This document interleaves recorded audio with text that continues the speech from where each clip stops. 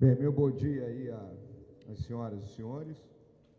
Nós encerramos hoje a 8ª reunião do Conselho Nacional da Amazônia Legal, uma reunião que foi diferenciada, porque, como todos têm conhecimento, por decisão da nossa Corte Suprema, o decreto foi alterado no sentido de que os governadores dos estados da Amazônia fossem incluídos no Conselho. Na realidade, eles já estavam incluídos de fato, porque a primeira atividade que eu fiz quando assumi essa tarefa foi percorrer cada um dos estados para conversar com os governadores. E ao longo desses 2 anos, cada reunião que nós fizemos, eu imediatamente fazia uma reunião com os governadores, não só para colocá-los a par dos assuntos que haviam sido debatidos no Conselho, como também para ouvir, não é, as opiniões deles sobre aquilo que nós estávamos realizando.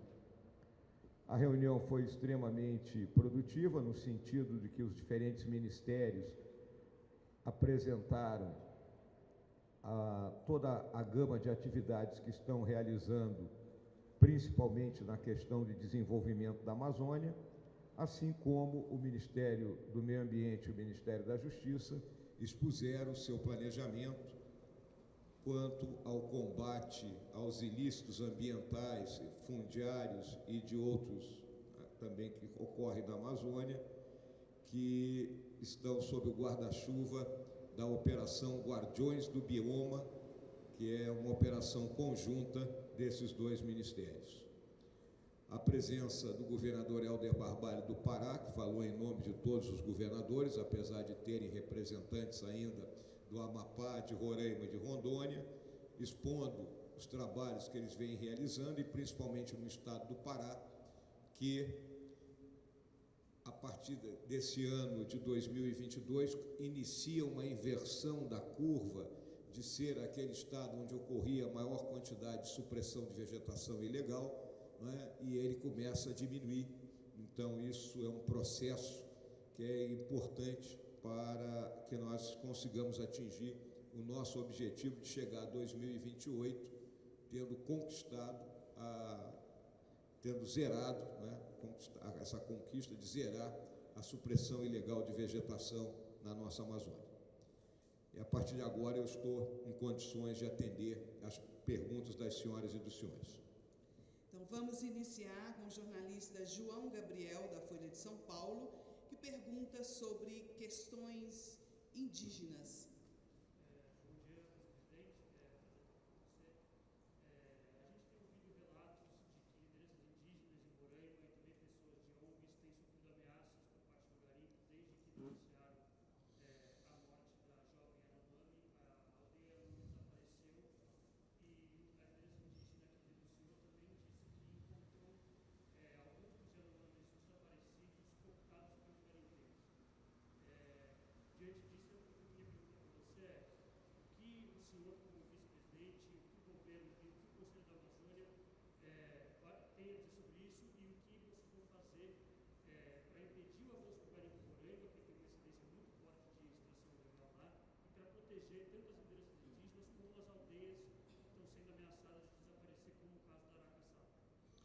Muito obrigado, João Gabriel.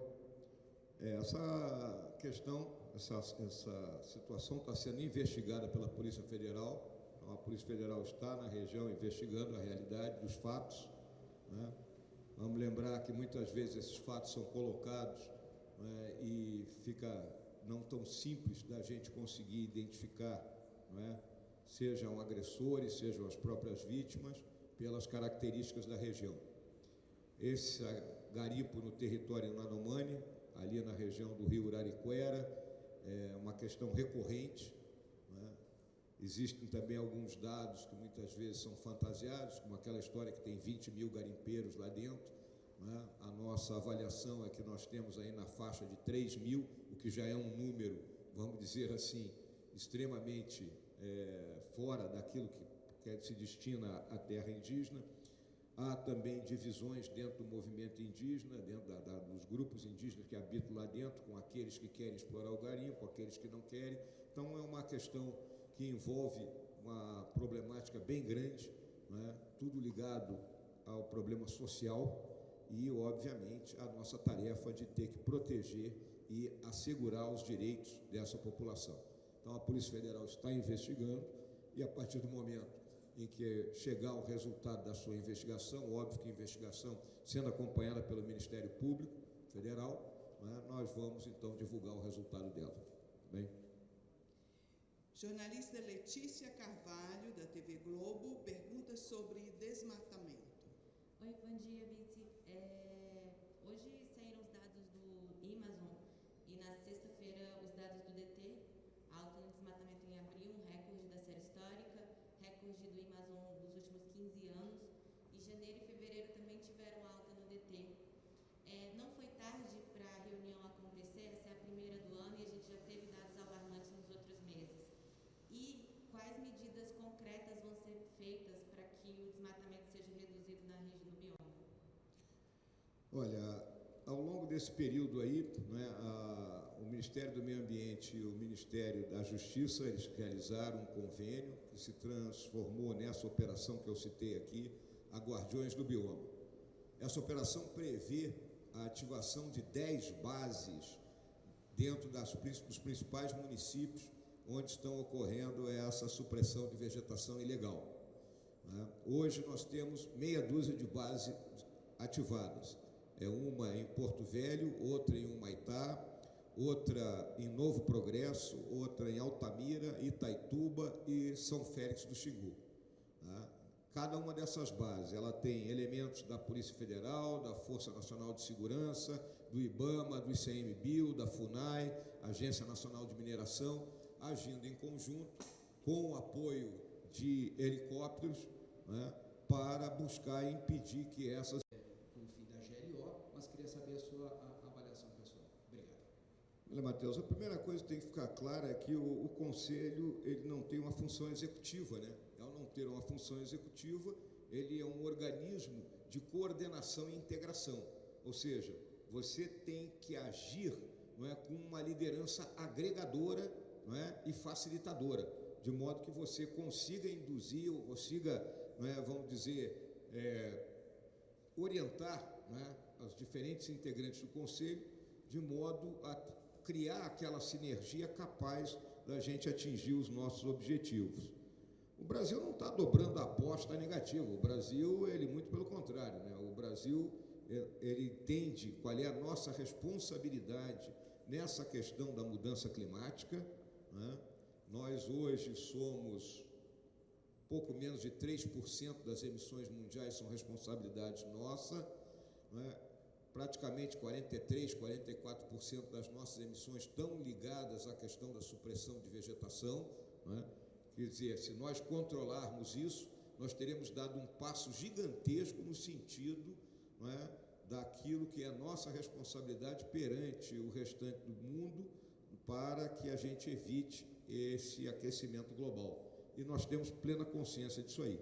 Não é? Nós somos um país que tem uma matriz energética renovável, nós somos um país que vem aumentando essa matriz energética, nós temos agora um novo campo aberto com a questão da energia eólica no mar, né, que chamam aí da offshore, vamos dizer, a nomenclatura internacional, nós temos um grande espaço, e aí o hidrogênio verde, a amônia, então nós temos um caminho enorme pela frente para cooperarmos com o restante do mundo, no sentido de evitar que ocorra, vamos dizer assim, um aumento da temperatura na Terra que, não é, torne parte do nosso planeta sem condições de ser habitado pelas pessoas que lá estão. E nós vamos seguir firme na busca desses nossos objetivos aqui dentro do Brasil. Né? O Estado brasileiro entende perfeitamente essa sua responsabilidade. É um trabalho, né, que, como eu expliquei anteriormente aí na pergunta da Luciana, que é um trabalho em conjunto de várias ações, né? Okay? Não é só a repressão, tem que haver também ações no sentido de que aquelas pessoas que vivem na Amazônia tenham acesso, não é, a recursos e que lhe permitam ter uma vida, não é, mais digna do que elas têm hoje. Vamos lembrar, a Amazônia legal, ela é 60% do nosso território, mas é só 9% do nosso PIB. Então, tem um espaço muito grande ainda para os amazônidas poderem progredir. E, em relação ao trabalho do Conselho como um todo, né, existem uma certa falta de divulgação. Foi uma conversa que eu tive hoje com todos os nossos ministros. Há um sem número de políticas, por exemplo, implantação de internet, infovias, a questão do 5G, que vai ser uma libertação dentro da Amazônia, vai atingir os 772 municípios da Amazônia, que hoje, não é, têm um acesso à rede mundial de computadores extremamente limitado. Não é? Quem vai lá vai ver isso aí, mesmo nas capitais. Não é? Projetos de titulação de terra. Ao longo aí dos últimos 2 anos, mais de 170 mil títulos de terra já foram entregues na região amazônica. O próprio presidente esteve recentemente lá no Pará, em Paragominas, para fazer a entrega de título para gente que estava esperando há 50 anos para receber isso aí. A questão do ordenamento territorial sendo debatido, né? A questão da infraestrutura, né? Com os leilões de aeroportos, né? O processo da BR-319, o Linhão de Tucuruí finalmente acertado. O governo vai pagar 123 milhões de reais para os indígenas lá daquela região ao norte ali do estado do Amazonas e sul de Roraima, né? De modo que, então, são fatos que estão ocorrendo, mas que são notícias que são publicadas de forma dissociada e não permitem que haja um entendimento da série de ações positivas que foram realizadas no sentido de desenvolver a Amazônia. Seguimos com Maiara Subtil, da Rádio e TV do Amazonas.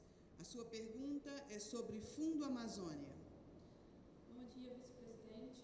Durante a COP26, no coletiva de imprensa, o ministro do Meio Ambiente, Joaquim Leite, foi questionado sobre o desdobramento do Fundo Amazônia. E lá ele disse que não havia andamento, que não tinha essa informação e que essa questão era justamente com o vice-presidente. Então, devolvo essa pergunta. Tem algum andamento acerca do Fundo Amazônia? Vamos lembrar, né? O Fundo Amazônia, o então ministro Ricardo Salles, ele mudou a constituição do Conselho do Fundo e, ao mudar essa constituição, os principais países doadores bloquearam os recursos, né? Estão autorizados à execução daqueles recursos cujos projetos já haviam sido aprovados dentro do BNDES. Ao longo desses 2 anos, nós viemos tentando construir, não é, uma nova relação com esses 2 países. Isso foi uma tarefa que eu me envolvi pessoalmente.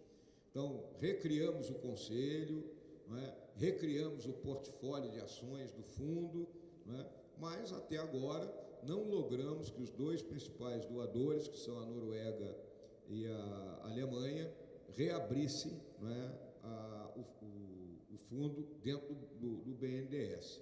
Eu lembro também que o Fundo Amazônia está aberto a todo e qualquer doador, não temos só esses 2, a Petrobras também tinha uma participação pequena, né?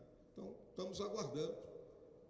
Esse assunto está dentro da Suprema Corte nossa, né? A nossa Corte Suprema está analisando isso aí e pode sair alguma outra decisão a respeito do fundo. Carla Bride, da CNN, pergunta sobre composição do Conselho. Bom dia, vice-presidente. Como essa foi a primeira reunião com a participação direta dos governadores, como o senhor mencionou no começo da sua fala, queria saber se houve alguma mudança nessa relação entre o senhor e os governadores, se as demandas agora podem ser direcionadas de uma forma mais direta, se esse contato foi facilitado com isso ou não. Olha, Carla, o governador Helder Barbalho, né, ele foi muito claro quando ele disse, né, que eles já se sentiam representados dentro do Conselho, pela forma como nós sempre agimos em relação a eles, né, tendo inicialmente conversado individualmente com cada um no sentido de ouvir as demandas e as observações sobre quais eram os problemas que eles viam em cada um dos seus estados e, principalmente, após cada uma das nossas reuniões, nós termos reunido com os governadores, e vamos lembrar que tivemos essas reuniões ao longo dos 2 anos da pandemia, né? Essas reuniões foram virtuais, que não são reuniões tão simples de serem realizadas, né? E fomos trabalhando esse aspecto com os governadores. Então, o governador Helder disse: nós sempre nos sentimos, não é, representados aqui dentro do Conselho e sempre entendemos que nós tínhamos efetivamente uma voz aqui. Agora, eles têm a oportunidade de estar sentados efetivamente dentro das nossas reuniões, até porque já podemos nos deslocar de um canto a outro do nosso país de forma com mais liberdade, o enfrentamento da pandemia está tendo um excelente resultado. Então, a minha visão é que nada mudou, não é? Os governadores, e volto a enfatizar isso, eles tinham, né, a sua palavra aqui dentro, não é? Nós, quando fizemos o planejamento estratégico, nós fizemos questão de que esse planejamento tivesse alinhado com aquilo que é o Plano de Recuperação Verde da Amazônia, que foi lançado pelo consórcio de governadores, né? E jamais evitamos de ter esse contato muito claro, porque respeitando o princípio federativo, respeitando o pacto federativo, quem está no terreno, quem está no local, é que tem o melhor entendimento do que está acontecendo realmente. Essa sempre foi a nossa visão. Seguimos com Raquel Honorato, da TV Globo, e a sua pergunta é sobre desmatamento e o auxílio dos Estados Unidos. Oi, vice-presidente, boa tarde. Primeiro eu queria saber se tem alguma medida prática após essa 8ª reunião do Conselho de hoje. E segundo, também em relação às 23 entidades ontem que entraram com aquele pedido junto ao governo americano, qual a posição do Conselho em relação a isso? Medida prática, elas já estavam realizadas. Medida prática, você está se referindo em relação à supressão de vegetação, é isso? Okay? Ela está sendo, né? Nós vamos esperar que dê resultado, né? Então, estamos com efetivos, né? Tem meia dúzia de bases já instaladas, precisa de mais 4, né? Eles estão acertando a questão orçamentária porque as outras 4 bases estejam instaladas, mas essas estão instaladas hoje nas regiões que são as mais afetadas pela supressão ilegal de vegetação, né? Então, talvez hoje tivesse que deslocar mais para ali para a região de Apuí, no Amazonas, uma vez que nós estamos em Humaitá. Humaitá e Apuí podem parecer perto no mapa, mas no terreno são bem distantes uma da outra, né? Então, a medida prática está ocorrendo, ela tem que dar resultado agora. E foi a palavra do representante do Ministério da Justiça, do secretário executivo do Ministério da Justiça, que disse que nós temos um trimestre desafiador pela frente, né? Então, maio, junho e julho, para nós realmente colocarmos uma trava nisso aí. Em relação a auxílio, né, essa questão do auxílio dos Estados Unidos da América, né, não é uma coisa que ocorra de uma forma simples, né? Nós vamos lembrar que nós temos a soberania sobre a Amazônia, né?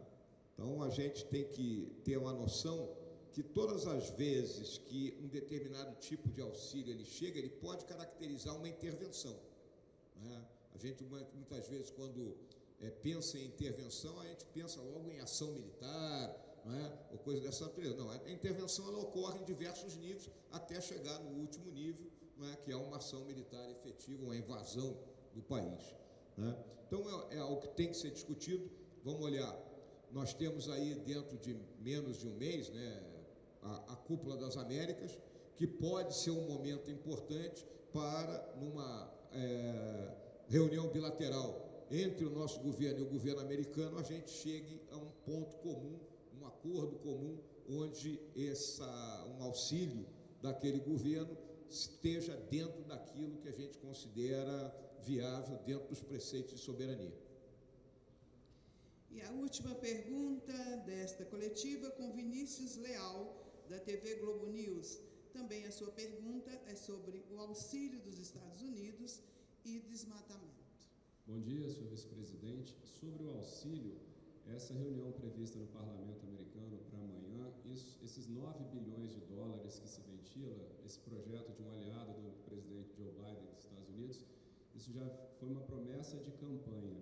A essa altura, o senhor entende que o governo brasileiro pode aumentar a proatividade, pode ir buscar esse diálogo diretamente antes desses anúncios para tentarem trabalhando de que forma o Brasil poderia participar, porque esse dinheiro vai para todos os países amazônicos, seria, mas de que forma o Brasil poderia já ir agindo até que isso fosse liberado, até para sair em frente quando isso ocorrer, e se falta pelo parcial desalinhamento entre os dois governos, se falta esse diálogo por causa disso também. Olha, Vinícius, na realidade, né, vamos olhar o seguinte, quando eu respondi para a Maiara sobre o Fundo Amazônia, se os Estados Unidos ele quer efetivamente colocar recursos aqui no Brasil para a proteção e preservação da floresta amazônica, ele pode usar o próprio fundo, ele pode ser um doador, porque os recursos bloqueados são os pertencentes à Noruega e à Alemanha, mas o fundo está aberto, ele continua funcionando, né? Ele tem um comitê, né? Ele tem um portfólio, então você pega aquele portfólio, quem quer doar vai olhar assim, aqui tem projetos, né, que me atraem, então eu posso colocar recurso. Então, nós temos que discutir isso aí efetivamente, né? Até agora, que eu saiba, não houve sentarmos os dois na mesa, né? Por isso que eu me referi a uma oportunidade de uma reunião bilateral, né, que pode ocorrer aí nessa Cúpula das Américas, para a gente chegar a uma conclusão qual é a menor forma de vamos colocar, de esse apoio, né, para que se consiga impedir que as ilegalidades prosperem na nossa Amazônia ocorra. Então, eu não vejo problema nisso aí.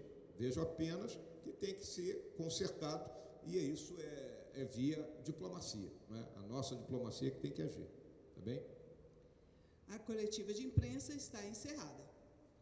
Bom, eu agradeço aí as perguntas de todos, né? Muito obrigado, espero ter sido claro os aspectos que busquei lhes expor, e desejo um bom almoço aí a todos, hein?